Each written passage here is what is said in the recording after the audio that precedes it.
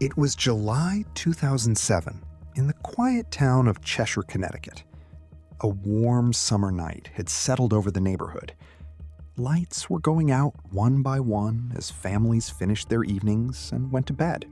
Everything looked peaceful from the outside. No one could have imagined that within a few hours, one of the most horrifying crimes in the town's history was about to unfold.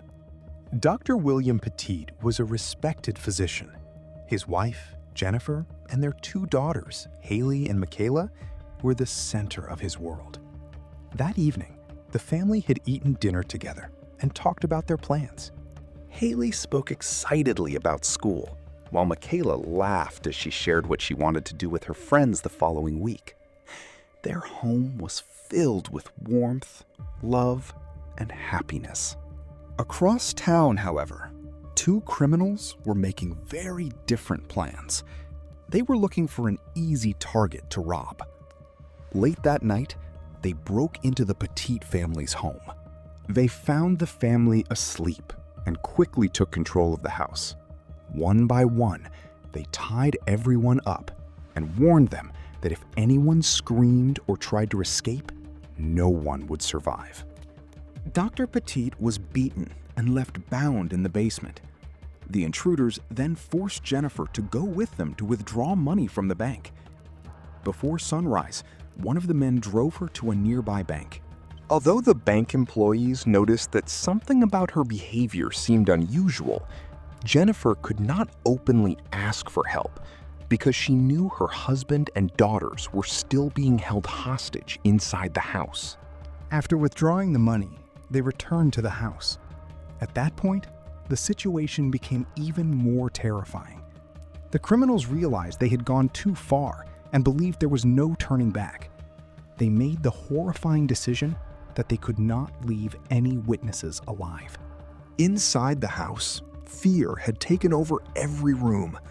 Little Michaela kept looking at her mother, sensing that something terrible was about to happen. Haley tried to stay brave, holding her younger sister's hand as tightly as she could. Downstairs, Dr. Petit struggled desperately against the ropes that held him captive. He knew time was running out. A short time later, the attackers set the house on fire. Within moments, flames spread throughout the home, sending thick black smoke into the sky. Neighbors noticed the fire and immediately called emergency services. Police officers and firefighters rushed to the scene within minutes. At that very moment, Dr. Petit somehow managed to free himself from his restraints and escaped from the burning house. Covered in blood and injuries, he stumbled into the street, screaming that his family was still trapped inside. He repeatedly tried to run back toward the flames, but officers held him back because the fire had become far too dangerous for anyone to enter. Meanwhile, the two criminals attempted to flee the scene. Police spotted their vehicle and gave chase. After a short pursuit, the suspects crashed their car. A struggle followed, and both men were eventually taken into custody alive. But by then, it was already too late. Once the fire was brought under control, rescue crews entered the burned home. What they discovered inside deeply affected even the most experienced investigators. A loving family had been destroyed in the space of a single night. At the hospital, Dr. Petit learned that his wife and both of his daughters had not survived. The news shattered him. For a long time, he was unable to speak. In just a few hours, everything he loved had been taken from him. The story quickly spread across the United States. People struggled to understand how such unimaginable cruelty could happen. When the case went to trial, courtrooms were filled with members of the public who wanted justice for the Petit family.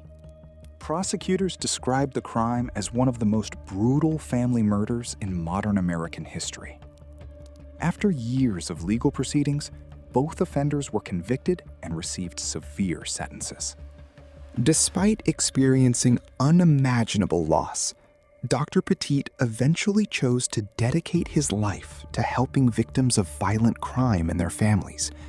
He often said that the memory of Jennifer, Haley, and Michaela gave him the strength to keep moving forward. The home that had once echoed with laughter no longer stood, but the events of that night remain permanently etched into America's criminal history.